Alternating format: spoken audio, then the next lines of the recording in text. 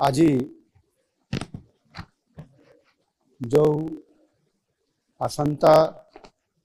2024-25 आर्थिक वर्ष जो पूर्णांग बजेट आसीबो सेथिपाई गोटे प्री बजेट रा प्रस्तुति पाई आज जो माने ये बजेट उपरे अध्ययन करिसंती पूर्वरु बजेट प्रस्तुत करिसंती बजेट को कार्यकारी करिसंती अर्थ मंत्री एवं अर्थ विभाग सचिव एवं जो माने अर्थ उपरे पांडित्य अर्जन करिसंती एवं विभिन्न ये अर्थ संबंधी अनुष्ठान संपुक्त अछंती समानंको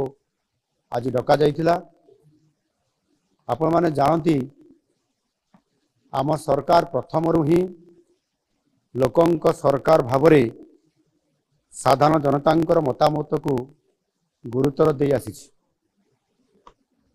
2024 आर्थिक वर्ष पर साधारण बजेट आगामी 25 तारीख रे विधानसभा रे उपस्थापित हेबार ये कार्यक्रम अछि। आमर बजेट टी जेपरी वास्तव रे लोकंकर बजेट हेकरी लोकंक पाखरे उपस्थापना हो पारिबो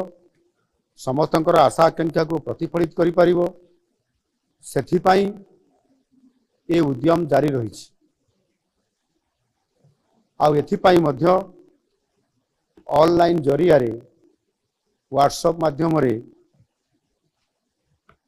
आमे मतामत लड़ीछु एवं अति सुखद खबर अछि जे ये मतामत एथर बहु आग्रह रे अनेक लोक इतरे सामिल होइचंती एवं पाखापाखि प्राय 12,000 रु अधिक लोक मतामत देइचंती ऑनलाइन जरिया रे जहा कि पूर्व वर्ष मानक तुलना रे ये 6 गुण अधिक लोकंक एपरी व्यापक अंशग्रहण आम पाई बहुत बड़े गोटे उत्साहजनक। आज मध्य ए प्री बजेट रो ई प्रस्तुति बैठक रे पाखापाखि प्राय 150 रु अधिक लोक विज्ञ लोक एटी उपस्थित थिले। समानक भितर अनेक जहाँ मु कहली अर्थ संबंधी विभिन्न विभाग विशेषज्ञ अर्थनीतिज्ञ पूर्वतन अर्थमंत्री अर्थ सचिव एवं समाजर विभिन्न वर्गर लोक माने अर्थ संबंधी जो माने अनेक ओडिशार भविष्यत कथा चिंता करती से समस्ते विभिन्न मतामत देइछंती।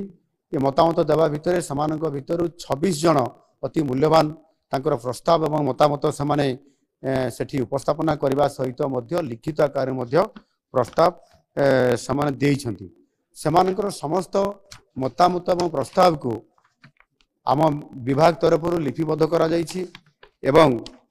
ताहाकू विचार करी आगामी दिन रे जो आमर बजेट आसीबार अछि तांकर मतामत को निश्चित भाव रे आमे यथासंभव